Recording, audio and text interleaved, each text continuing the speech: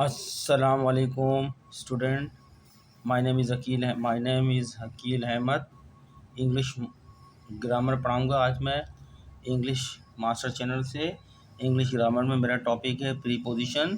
ये आपके BA, BCom, BSc, ADA, ADC, ADS के एग्ज़ाम में ग्रामर पोर्शन में एक सवाल 5 नंबर का ज़रूर आता है प्रीपोजिशन का। और वैसे भी आगे आप जितने भी क्लासें पढ़ेंगी या कॉरेस्पॉन्डिंग प्रीपोजिशन बहुत इंपॉर्टेंट होती है। लिहाजा प्रीपोजिशन को इस्तेमाल करना सीखें, वरना आप अंग्रेज़ी कभी भी दुरुस्त नहीं लिख सकेंगे। जितनी अच्छी इंग्लिश लिखेंगे, जितनी अच्छी आपको प्रीपोजिशन का इस्तेमाल आता होगा, उतनी ही अच्छी आप इंग्लिश लिख सकेंगे। ये चंद चीज़ें आपको बहुत ज़रूरी हैं। आर्टिकल्स हैं, प्रीपोजिशन है, स्ट्रक्चर ऑफ सेंटेंसेस हैं, एक्टिव वाइज, पैसिव वाइज हैं, डायरेक्ट इनडायरेक्ट हैं। और जो है इन चीज़ों कम से कम इतना तो आपको अच्छी तरीके से आना चाहिए। अगर ये आपको नहीं आता तो आप इम्तहान पास भी कर लेंगे तो आगे अच्छी जॉब नहीं ले पाएंगे, अच्छे मुकाबलों की इम्तहान नहीं पास कर पाएंगे। तो लिहाजा आज से ही कोशिश करें इम्तहान में जाने से पहले प्री पोजीशंस पे कमांड हासिल करें। मैं आपको यहाँ डिटेल में प्री पोजीशन पढ़ाऊँगा, एक एक प्री पोजीशन। जैसे 8 है तो 8 की एक लेक्चर में 8 पूरा पढ़ाऊँगा। 4 है तो एक लेक्चर में पूरा 4 पढ़ाऊँगा, ताकि आप बासानी प्रैक्टिस कर सकें। उसके बाद मैं सेंटेंस भी दूंगा जब सीख लेंगे। एग्ज़ामिनेशन के आपके सवाल आएँ वो भी हल करूँगा अभी इसके अंदर। तो मैं लेक्चर को लंबा नहीं बनाऊँगा, छोटा रखूँगा, जल्द से जल्द ख़त्म करते जाऊँगा। ठीक है स्टूडेंट्स, चलते हैं। ये हम ग्रामर आपको पढ़ा रहे हैं। किसी स्टूडेंट्स ने कमेंट्स में रिक्वेस्ट की थी कि सर ग्रामर पढ़ाएं, तो मैं ग्रामर पढ़ा रहा हूँ। वैसे मेरे और बहुत सारे लेक्चर मौजूद हैं इंग्लिश टेंसेस के, एक्टिव वॉइस के, पैसिव वॉइस के, डायरेक्ट इनडायरेक्ट के। अगर आप सर्च करेंगे तो उसमें मैंने पढ़ाया हुआ है। उसमें प्रीपोजिशन भी बहुत सी हैं, लेकिन अभी स्टूडेंट की रिक्वेस्ट पर मैं ये प्रीपोजिशन अब डिटेल में पढ़ा रहा हूँ आपको। पहले मैंने डिटेल में नहीं पढ़ाई थी, अब डिटेल में पढ़ाता हूँ। चलें जी। पार्ट्स ऑफ स्पीच में जैसे आपको पता है पार्ट्स ऑफ स्पीच होते हैं। नाउन, नंबर 1 नाउन, फिर number 2 pronoun, number 3 adjective, number 4 verb, number 5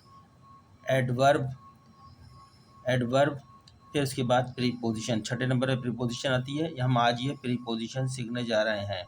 ठीक, आगे फिर 7वें नंबर पे कंजक्शन एंड 8वें नंबर पे इंटरजेक्शन होती है। पार्ट्स ऑफ स्पीच नहीं सीख रहे हैं यहाँ पर, सिर्फ इसका एक पार्ट जो है प्रीपोजिशन वो सीख रहे हैं। प्रीपोजिशंस आर वर्ड्स, ये मैंने लिख लिया टाइम बचाने के लिए। प्रीपोजिशंस आर वर्ड्स, प्रीपोजिशन वो अल्फाज होते हैं, वो लफ्ज़ होते हैं दैट टाइपिकली जो आम तौर पर प्रीसीड, पहले, नाउन, नाउन से पहले लगाए जाते हैं। प्रीपोजिशन वो अल्फाज, वो वर्ड होते हैं जो नाउन या प्रोनाउन से पहले लगाए जाते हैं। नाउन हो और प्रोनाउन से पहले लगाए जाते हैं, नाउन के बाद नहीं लगाए जाते, नाउन से पहले लगाए जाते हैं। ठीक है, क्या जाहिर करते हैं, क्या बताते हैं लगा के? टू शो द रिलेशनशिप, ये एक ताल्लुक़ को जाहिर करते हैं बिटवीन, दरमियान में, दैट नाउन और pronoun and an other word, noun और प्रोनाउन और एक दूसरा जो कोई और भी वर्ड हो, इन दोनों के दरमियान के ताल्लुक़ को जाहिर करते हैं इन द सेंटेंस, जुमले में।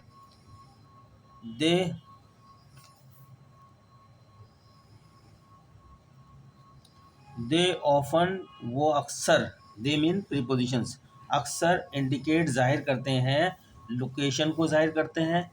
ठीक है, प्रीपोजिशन वर्ड जो है किसी लोकेशन को जाहिर करते हैं, किसी डायरेक्शन को जाहिर करते हैं, टाइम को जाहिर करते हैं, और द रिलेशनशिप, और जो ताल्लुक़ होता है बिटवीन डिफरेंट एलिमेंट, मुख्तलिफ मेम्बरों के दरमियान में इन अ सेंटेंस के, उनको जाहिर करते हैं। एग्जाम्पल्स ऑफ प्रीपोजिशंस इंक्लूड, ये मैंने एग्जाम्पल दिए हैं, जो चंद एग्जाम्पल हैं जो ज़्यादातर इम्पोर्टेंट है। अगर आपको ये भी सही तरीके से आती हो एग्जाम्पलें जो मैंने दी हैं, तो आप अच्छी तरीके से ड्राफ्टिंग कर सकते हैं। ज़्यादा इस्तेमाल होने वाली प्रीपोजिशन यही हैं। इन है, ऑन है, एट है, फॉर है, टू है, विद है, बाई है, ऑफ है, अबाउट है, फ्रॉम है, अबव है, अप है, ओवर है, बिलो है, अंडर है, इन है, into, onto, etcetera. Most important preposition जो मैंने दी है, इसके अलावा बहुत सारी और प्रीपोजिशन होती हैं, लेकिन जनरली हम जो भी आर्टिकल, जो भी चीज़ें लिखते हैं, ये एग्ज़ाम में जो सवाल आते हैं, वो इन चंद प्रीपोजिशंस के हवाले से ही आते हैं। ठीक है, कोई अलग सा आई थी, लेकिन ज़्यादातर रिपीटेशन आपके मैंने बीकॉम में देखी है पेपर में, इन्हीं में से कोई ना कोई प्रीपोजिशन होती है जो हमें लगाना पड़ती है। तो मैं अभी इनका इस्तेमाल आपको सिखा रहा हूँ, लेकिन मैं एक लेक्चर में सब नहीं सिखाऊंगा, एक लेक्चर में एक प्रीपोजिशन सिखाऊंगा, ठीक है। हर छोटा लेक्चर बनाऊंगा। चलें, पहली प्रीपोजिशन हम लेते हैं एट। पहली पोजीशन हमारी है एट, ये लिखा हमने एट। एट से शुरू करते हैं। एट के मुख्तलिफ यूजेस हैं इंग्लिश ग्रामर में। जब हम लिखते हैं तो इसके मुख्तलिफ सेंसेस में इस्तेमाल किया जाता है। अब वो सारे मैं सेंसेस यहाँ पॉसिबल सेंसेस लिखवा रहा हूँ, और बाकी कुछ सेंटेंस को देखकर लगाए जाते हैं, लेकिन पॉसिबल जो सेंटेंस में लिखवा रहा हूँ। एट, एक तो इसका लगाने का जो है preposition, the preposition at is use in various senses, मुख्तलिफ सेंसेस में एट को इस्तेमाल किया जाता है। पहला सेंस कौन सा? लोकेशन और प्लेस। जब किसी कोई सेंटेंस में लोकेशन या प्लेस आती है तो उससे पहले हमें प्रीपोजिशन लगाना पड़ती है एट की। एट प्रीपोजिशन लोकेशन कैसे लगाते हैं, मैंने एग्जाम्पल दी है यहाँ पर, एग्जाम्पल से आपको समझ में आएगी एट की। शी इज़ वेटिंग, ये अभी मैंने यहाँ लगा रहा हूँ मैं एट। दी बस स्टॉप, ये एक स्पेसिफिक लोकेशन है, ठीक है, ये प्लेस है। इससे पहले, इस लोकेशन स्टेप से पहले हमने एट लगाया है, ताकि इनकी रिलेशनशिप कायम हो जाए, शी की और इस जगह की। एट से पता चल गया। शी इज़ वेटिंग, इंतज़ार कर रही है, कहाँ पर? बस स्टॉप पर। पर उर्दू में पर के माने आएंगे। She is waiting the bus stop, कहाँ स्टॉप? तुम्हारा स्टॉप करिए बस स्टॉप पर, तो यहाँ पे हम प्रीपोजिशन लगाएंगे इन दोनों शी और बस स्टॉप का रिलेशन पैदा करने के लिए एट का, ठीक है। यहाँ मैंने वजाहत कर दी है। Hair, eight, indicate. एट यहाँ पे सेंटेंस में इंडिकेट क्या करता है, क्या जाहिर करता है? अ स्पेसिफिक लोकेशन, ये ख़ास लोकेशन, इस मखसूस लोकेशन को जाहिर कर रहा है, हर जगह की नहीं, सिर्फ बस स्टॉप की लोकेशन को जाहिर कर रहा है, या एक प्लेस को जाहिर कर रहा है बस स्टॉप की। उससे पहले हमने प्रीपोजिशन लगाई है ऐड की। एक यूज़ इसका है जो है ये है, यानी ब्लू में लिख रहा हूँ, लोकेशन और प्लेसेस से पहले ऐड की लोकेशन लगती है प्रीपोजिशन। दूसरा इसका यूज़ है, सेकंड यूज़, ये हमने 10 यूज़ बताए, 10 यूज़ इसमें। टाइम और पॉइंट इन टाइम, उससे पहले भी प्रीपोजिशन लगाई जाती है। एग्जाम्पल, द कंसर्ट, ये म्यूज़िक प्रोग्राम को बोलते हैं कंसर्ट। कि कंसर्ट स्टार्ट शुरू होता है एट 7 PM, ये आपका स्पेसिफिक टाइम दिया है 7 PM स्पेसिफिक टाइम है। इससे पहले प्रीपोजिशन लगी, इन, ऑन, एट वगैरह नहीं लगेगा, एट लगेगा, क्योंकि आपका पॉइंट ऑफ टाइम है ये टाइम है, पॉइंट, ख़ास टाइम का जो नुकता होता है वो पॉइंट ऑफ टाइम कहलाता है या टाइम कहलाता है। तो टाइम, जब भी टाइम देंगे तो उससे पहले एट लगाई जाएगी प्रीपोजिशन। ये मैंने वजाहत कर दिया इसमें। एट स्पेसिफाइज, क्या बयान करती है, क्या बताती है? अ पर्टिकुलर टाइम, ये ख़ास वक्त बताती है एट, या पॉइंट इन टाइम, या कोई पॉइंट टाइम का कोई एक नुक्ता, जिस साथ एक पॉइंट इन टाइम है, ठीक है।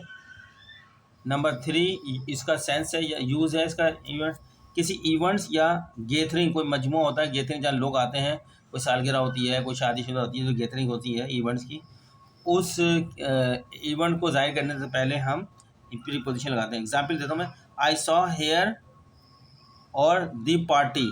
आई और पार्टी का रिश्ता किससे बयान? आई सॉ, मैंने देखा, हर, ये हर का रिश्ता किससे ज्वाइन करा गया है? पार्टी के साथ। हर दी पार्टी, यानी एट दी पार्टी, मैंने उसको, पार्टी यानी इवेंट था एक, वहाँ पर उसकी प्रेजेंस, उसकी मौजूदगी या उसकी अटेंडेंस को देखा है मैंने। एट इंडिकेट्स प्रेजेंस और अटेंडेंस एट एन इवेंट, एक पार्टी जो एक इवेंट है, इवेंट के अंदर। नेक्स्ट यूज़ की तरफ चलते हैं।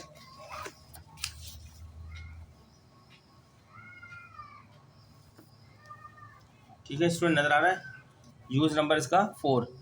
डायरेक्शन और एम, किसी मकसद या किसी जो है डायरेक्शन की तरफ, सिमत की तरफ जाहिर करने को भी हम एट से करते हैं प्रीपोजिशन एट से जाहिर करते हैं किसी डायरेक्शन यानी सिमत को, या एम यानी मकसद को। एग्जाम्पल, ही थ्रो की सेकंड फॉर्म है थ्रू, फेंकना। ही थ्रू द बॉल, उसने गेंद फेंकी। दी टारगेट क्या है? गेंद जब फेंक रहा है किसी, टारगेट हमारा एम है, ये निशाना है हमारा, जिस निशाने भेज रहे हैं वो हमारा एम है, ये हमारी डायरेक्शन है, जिस डायरेक्शन पे हमने गेंद भेजनी है।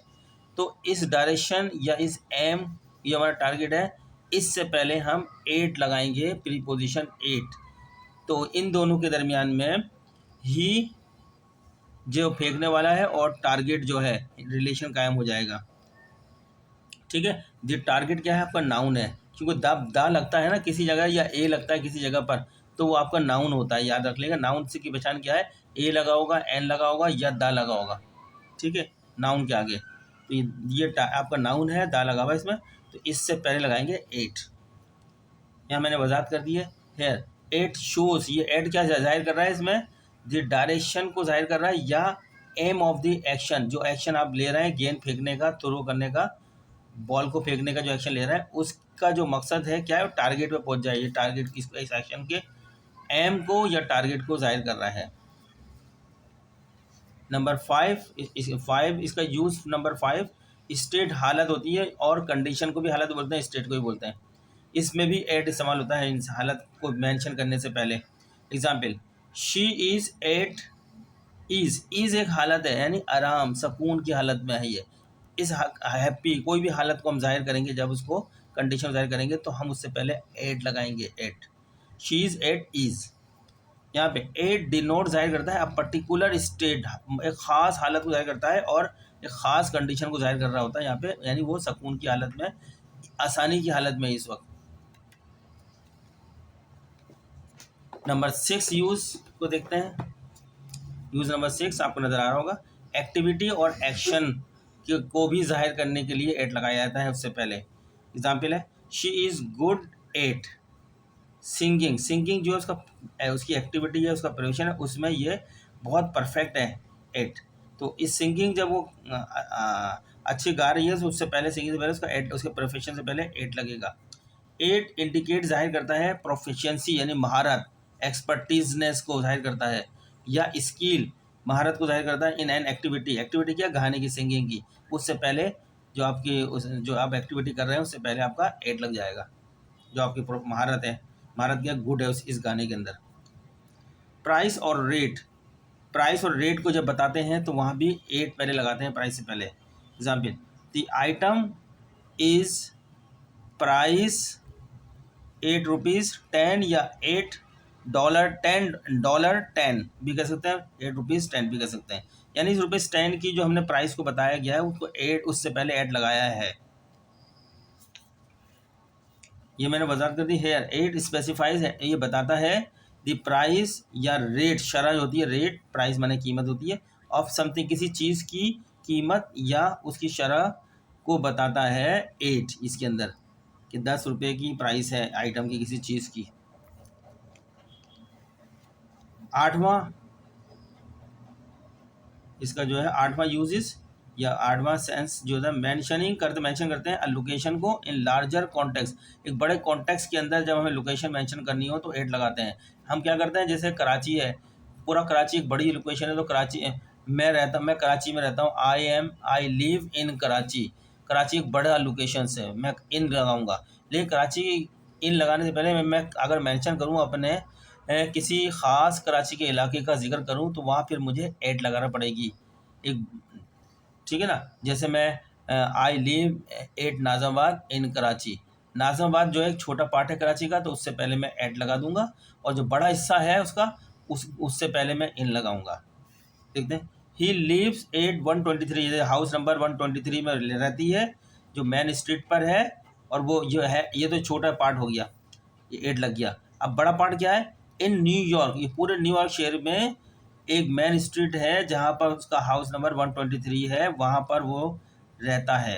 ही लिव्स एट, ठीक है, एट लगाया छोटे हिस्से पर, पूरे लार्ज शहर के छोटा हिस्सा है उसके, उसको जब मेंशन करना हो तो एट से करते हैं, और बड़े शहर को इन से करते हैं उसके अंदर। जैसे कराची में इन कराची, और छोटा हिस्सा federal area Liaquatabad, at Liaquatabad, at federal area, at Nazabad, at new Karachi, at defence, at Gulshan Iqbal, वहाँ लगाएंगे इस तरीके से। लेकिन जब साथ में जब लगाएंगे एट, जब साथ में बड़ा हिस्सा भी बयान किया जा रहा हो उसका, एट गुलशन इकबाल इन कराची, एट मलिर इन कराची, एट कोरंगी इन कराची। समझ गए होंगे आप लोग।